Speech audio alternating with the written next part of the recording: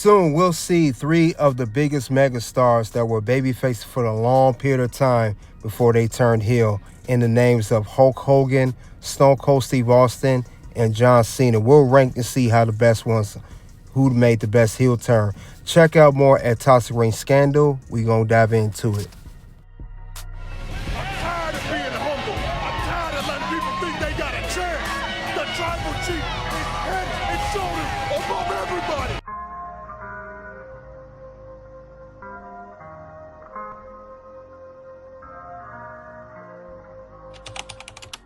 Hey, guys, Locker Room here. This is the Turnbuckle King at To Rank Scandal, aka KDH. We'll talk about how to rank top stars who became heels, who turned heel the best. We're going to rank three of these men, Hulk Hogan, Stone Cold, and Cena, of who had the best ones. Let's get the lights as we come to the locker room, back to air some dirty laundry. Now, we're going to talk about Hulk Hogan first. Now, Hulk Hogan, we know that he was loved in the yellow and red as Hulk Hogan. We know that he was in WWE, and he first was still babyface when he first arrived in WCW back in 1994.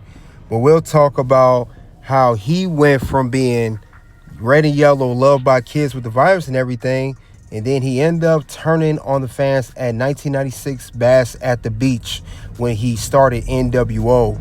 Now, he started NWO in 1996 alongside Scott Hall and Kevin Nash. They formed New World Order. And also, this was a big pivot for Hulk Hogan because not only did he change and turn on the kids and the fans that loved him for years, he had a lot of graffiti thrown in the ring. They were booing him, everything. So that changed the landscape for a long time. And it was crazy. It was like for years and years, it's one of the biggest moments ever for a heel to do that, especially of Hulk Hogan's stature. They felt betrayed when Hulk Hogan turned on them. Now I know Hulk Hogan, he's going to talk about this heel turn, how it was all set up with Chris Van Fleet. He did an interview over a year ago, but this was a very memorable moment. Hulk Hogan went to black and white NWO, changed his name to Hollywood Hulk Hogan, and he also spray painted the NWO on the title, called the NWO World Title, and it was a whole NWO versus WCW. They even had their own pay-per-view at that time as well. So NWO, still one of the biggest things to this day. The merchandise still sells to this day. One of the top merchandise sellers, to be exact. But we'll see more about it, what Hulk Hogan had to say regarding his heel turn. What you gonna do when the New World Organization runs wild? Paul and Ash didn't know if I was coming or not. They didn't know who the third man was. Well, there was a possibility because I was filming a movie out in L.A., and Eric had approached me about turning heel. And no, brother, it doesn't work for me right now. I was making really good money there, guaranteed money, and I just wanted to keep things going the way they were, even though the red and yellow thing was starting to lose a little bit of luster. And it was getting old. And I saw, Scott come out and I went, it's like a shoot, and I'm watching this from L.A. And then Big Kev came out and powerbombed Eric to the table. I called Eric up and said, hey, I'm your third man. He goes, oh, thank God, because we were going to go with Sting. I said, bro, you can't go with Sting. He's not WWF from head to toe. It's in my blood. I mean, I'm the guy. So Eric didn't want to tell anybody, so up until the time I went to the ring, Eric goes, Hogan's not here yet, which of course I was outside hanging out. Hogan's not here yet, and if he doesn't come, we're sending Sting. So Scott and Kevin went not knowing if I was coming, right? So it's really weird because when I look back at the tape, I know Eric was talking about, oh yeah, well, we spent time outside and we discussed the promo and stuff, and I don't remember any of that because I just went out, and when Mean Gene came in, it was, let me tell you something, Mean Gene. I just rolled with my normal crap, I was selling out the world, you guys are bumming gas to get to high school.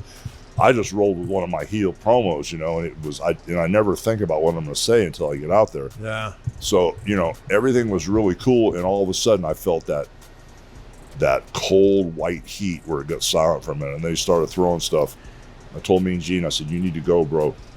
You need to get out of the ring because we may have a riot in here. And then his nose was bleeding. he got hit with something and he kept his head down. He was scared. I said, bro, you need to run. Because if we start lighting this place up, we could have a riot here. Because it was that type of heat I hadn't felt for a long time. Yeah, that didn't really happen in WWF where fans would throw things into the ring. That happened in WCW with you guys all the time. Yeah, it pissed everybody off, that's for sure. But you guys also turned this whole idea on its head of like, heels don't sell merch. Well, people are still wearing NWO stuff now. Yeah, well, that was my whole thing, because, other than the art form of this business, the guys working together, I mean, this is a business, So for me, everybody says, oh, this is a work. Well, it's not a work. This business is a shoot, because if I'm wrestling Stone Cold Steve Austin and we're the main event and he makes more money than me, that's a shoot to me, So I've always been on my game as far as, the best wrestler is the one that makes the most money. I don't care who's the best worker, or who does this or that better. This is a business, so the best wrestler is the guy that makes the most money. So this business has always been a shoot to me. So when I first went to New York, Vince McMahon Sr. always paid the champion more than anybody else. He would pay Backlund more than anybody he wrestled. Whether it was a couple grand more or twice as much. So now that's interesting that Hulk Hogan, he speaks with Chris Van Fleet. He said Hall and Nash wasn't sure if he was going to come. And, he talked to Eric Bischoff about it, but he really wanted to keep it quiet to make it a big surprise. Now, what was interesting, what he also said was that it was reported that Sting was supposed to be the third man, and Hulk Hogan said that would not work because Sting was never in WWE at the time. It was only Hulk Hogan. But you know what? We're gonna talk about more. That was Hulk Hogan on his heel turn. We'll next move on to Stone Cold Steve Austin in his heel turn there. Getting back to the explanation, the way I don't owe you no explanation. I got it figured. I don't owe you people a damn thing. And since that audible, I was full in. It was my idea. And leading into that, I was running pretty hard on the road. People always say, man, what do you mean running pretty hard? I was living hard. Okay, we were always on the road, and I was drinking a lot. So, but going into that event, I'm being very frank with you, I thought it was kind of flatlining, in my mind. And Rock was really coming on. And so I figured, hey, this would be a great time to turn heel, because that's just how the business is. You ride a lightning bolt for a while, and then you ride a lightning bolt the other direction just to, do something different. And I've always liked working heel better than baby. So anyway, in retrospect, I always say that I should have called that audible. And I think if I'd have done it on the day, that night in the Astrodome, if I just told Vince, hey man, watch the stunner. He'd have took it, and we'd have continued my babyface run. Because as soon as that match started, I was so on fire with that crowd. I just think I was feeling the road more than what the crowd, I was thinking I was flatlining, but truly I wasn't. But that's just the way I was feeling. I wish I would have called that audible and never done that heel run, but it did bring me so many different memories, and I was able at least to, the reason I did a lot of the comedy I did was just because I had some broke bones in my back and I couldn't work, so we ad-libbed that, but yeah, I should have stayed a baby. Thank you so much. Now, that was Stone Cold Steve Austin. He speaks on the heel turn, and we're talking about Stone Cold turning heel at WrestleMania 17 when it was for the WWE Championship in Texas. This is The Rock when he was WWE Champion versus Stone Cold the Challenger, and Stone Cold and Rock, who had famous rivalries. Now, it was either Rock heel and Stone Cold babyface for the most part, or two baby faces, but it ended up Stone Cold turning heel, and he said that he regret doing it because he thought it was a bad move. But we're going to see what Grilling with JR had to say about Stone Cold's heel run. Yeah. Maybe you should just wait and do the invasion angle when those guys are available. But it does feel like once we turn Austin heel and we see the pay-per-views and gates start to nosedive, maybe this is let's hit the panic button. We had this whole invasion thing in our back pocket the whole time. We planned to do it down the road, but man, we're hemorrhaging cash right now. let's do it now and try to make the best of it. And it worked as a one-off for this one pay-per-view, but then it starts to dwindle again. Do you think, had the Austin heel turn not happened at WrestleMania 17, you guys still would have tried this invasion concept in the summer? I don't know why we wouldn't have, but it would have been different. It would have been cast differently. Right. The creative had been written differently, so they give it a whole different look. Yeah, I think it would have been a different piece of business, quite frankly. It's also worth mentioning, you mentioned The Rock, but Triple H is out here too. He tore his quad. Yeah. Benoit's on the shelf. You're missing a lot of main players. So it's not just, hey, there's a lot of WCW guys missing. Hell, there's a lot of WWF guys missing. The Rock, Triple H, Chris Benoit, on and on. It's a fascinating time to look back at, and we hope you guys have dug. Now, that was Jim Ross and Conrad Thompson on Grilling with JR. Now, they talked about Stone Cold, with the heel turn. They talked about this was during the alliance that Stone Cold was linked up with later. And and I know Jim Ross, he was not real big on Stone Cold turning heel. He thought it was a bad decision. Stone Cold, like he said before, it was his decision to go heel. And something he said he later regret because he didn't think it was the right time. Now, remember, Stone Cold Steve Austin, also when he turned heel, his merchandise sales, they had flopped because he was a heel. When you're a babyface, your merchandise sales rise. When you're a heel, they not so much. They kind of drop. They flounder because, especially if you have kids fans. But Stone Cold, he said he regretted for years and years that he wished he would stay babyface during that time. But other than that, though, I thought it would have been the best time for Stone Cold to turn heel. It would have made a definitely different thing for Stone Cold. Even though he was an anti-hero, not a full-fledged babyface, he still was not a heel for the majority of his career. Now, we're going to talk about the most recent one, the one everybody's talking about now, John Cena turning heel at Elimination Chamber.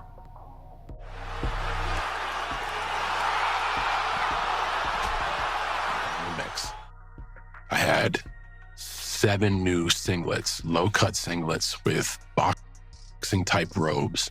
I already had the boots in storage, so I dusted them off. I was ready to go, and already thinking about what I could do with the story. Okay, what is a heel? A heel is not just new gear. The objectivity or the message behind the singlet and the boxing robes and the boots is its exact opposite of what you saw with the street gear. The jean shorts, the t-shirt, the ball cap, the sneakers. No, go the opposite route. And now lean into the opposite of everything you stand for.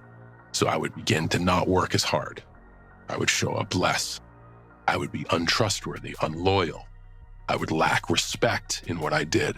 All you have to do is turn that on its. I would give up a lot. I would, all those things you can take and make interesting stories. And this is the stuff that's running through my head, not what moves.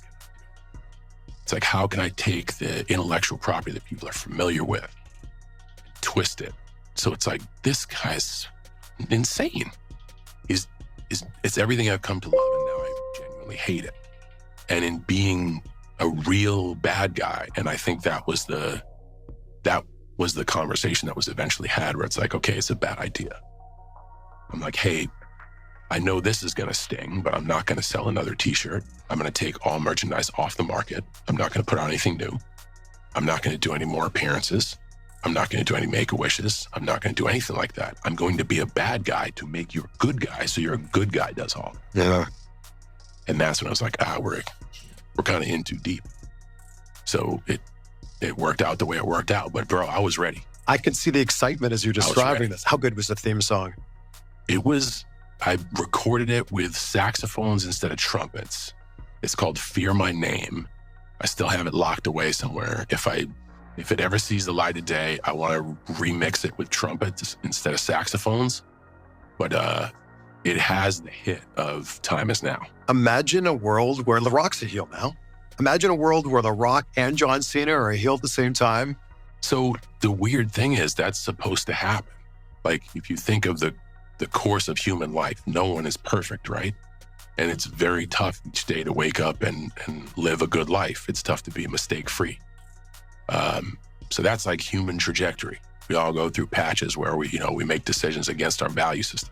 We all turn heel at one point. It's just a matter of if you see the light. And I think that's what makes a lot of the characters redeemable, is you take a really good guy and then have them lose their way.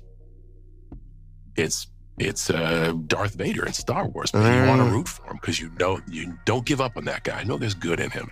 Like that's beautiful. Those stories are beautiful. Now, in one of the most shocking heel turns in history, John Cena, who was a babyface for 23 years to be exact, he has turned heel in the Elimination Chamber. It was definitely talked about on social media. He gained 30 million views off Instagram Reels on the WWE page on Instagram. It's definitely millions of views on YouTube right now as we speak, and more counting. But I would say the heel turn with John Cena was definitely unexpected. Now, one thing is unique about John Cena, he is the first person I've seen to turn heel towards the end of his career, as he's on his retirement tour, and he's going to retire at the end of 2025. So that's what makes that so unique. But if I had to rank these heel turns from these baby faces, longtime baby faces, this is how I would rank it. I will rank Stone Cold Steve Austin, his heel run, at number 3, because it's still great, but Stone Cold regrets it. Number 2, John Cena, because it was very unexpected, and he was the babyface the longest out of all 3 men. And of course, number 1 will always be Hulk Hogan, because Hulk Hogan had a different effect when he turned heel. He had graffiti thrown in the ring. The fans really was upset. They hated him the most. But that's all I have for how to rank top stars who became heels, who turned heel the best. You guys let me know who you think turned heel, who's your most favorite or least favorite out of all 3. How would you rank them? Check out the content here at To Rank Scandal, aka KDH.